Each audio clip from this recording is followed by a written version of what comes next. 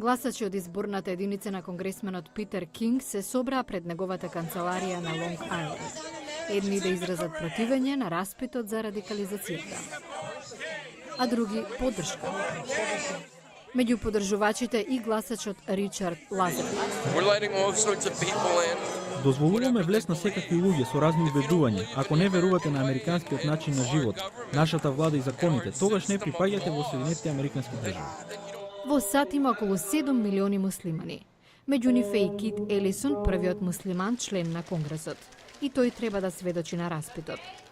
Канцеларијата на Кинг не одговори на барањето на Гласот на Америка за коментар, но на неговата интернет страница е поставена сторија од CNN, во која го повторува контроверзното тврдење за обемот на радикализацијата на американските муслимани.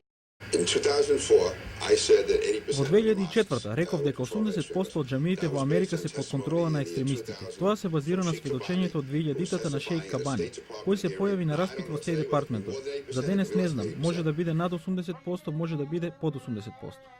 Извршниот директор на Советот за исламско лидерство Захир Удин наведува дека износот од 80% е мит. Може би има неколку џами, ние не ги знаеме. Ако Питер Кинг ги знае, тогаш треба конкретно да каже. Удин додава дека само околу 15% од домашниот тероризам е дело на муслимани и подсетува дека неговата организација ги осудила таквите акции. Неодамнешно истражување на Универзитетот Дјук утврди дека властите во САД откриле 48 од 120 муслимански терористички заговори од 2001 наваму, благодарение на муслиманската заедница во земјата. Во неделата евреи и христијани заедно со муслимани на Таймс Сквер протестираа против распитот за радикализацијата.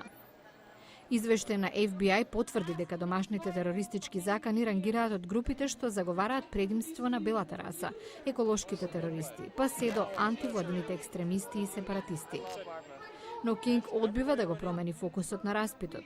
Вели дека целта на сведочењата е да покажат дека општо земено муслиманите се добри американци, но нивното лидерство не го прави тоа што би требало.